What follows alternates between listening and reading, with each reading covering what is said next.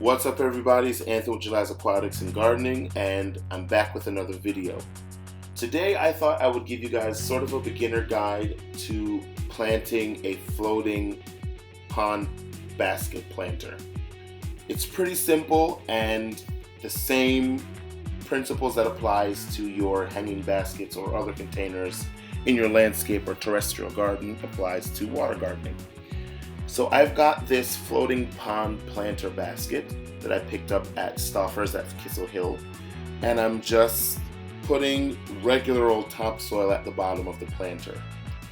You really want to use an inert substrate for the potting medium, and inert simply means something that has no fertilizers. It's nutritionally depleted. The plants do the best in it because we use root tabs to fertilize as the season progresses, so it's best to start off with something that's pretty simple and pretty basic. I just gathered some regular pond plants. I have a pennywort. This plant here, I'm not quite sure what it is. I saw it, I liked it, and I picked it up. And I also have a lemon mint, and all of these plants are hardy in my zone, which is zone 7A. So they'll come back for me year after year, which cuts down on the expense of my water gardening for each year. So after you've got your pond basket lined with dirt, you want to put in a root tab, which is what I'm doing here. These are Pondable's root tabs. They work great for me. Stick it close to the edge of the container, push it all the way down, and make sure that you cover it over with soil so that way you don't get algae blooms as a result of the nutrients from the root tab leaking out into your water. So I'm just going to go through here and dig a hole with my hand, put the plant into the hole, and make sure that there's sufficient soil all the way around the root ball.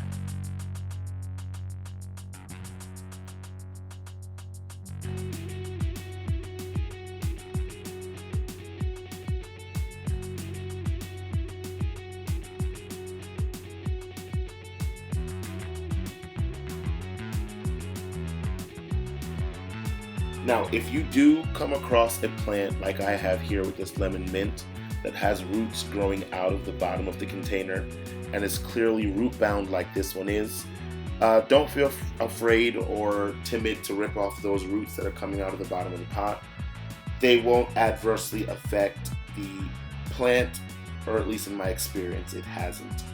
So if you find yourself in that predicament, go ahead, confidently get rid of those roots and get that plant into the medium. Also, if you have a plant where the root ball is too big to fit into your container, or you've run out of room for that particular root ball, you can smash it down and squeeze it in, or you can remove gently some of the medium from the plant like I did with this pennywort, so that way it fits in the container nice and snug. Again, in my experience, removing roots or removing some of the soil will not adversely affect the plant. What I'm doing now is just going around the edges of the container and making sure that each plant has enough soil packed in around its root ball.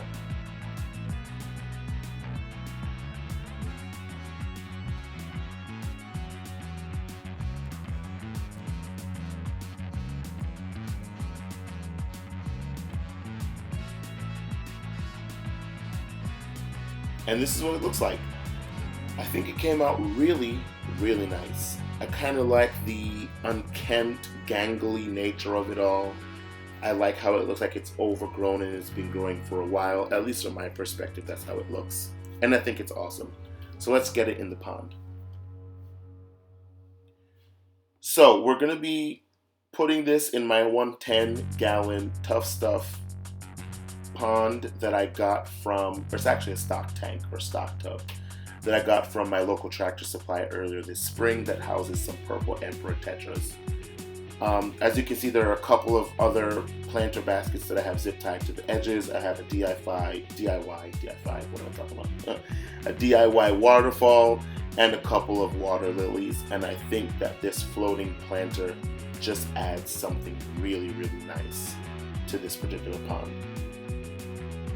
Well, thanks for hanging out with me today, guys. I hope that you enjoyed the video.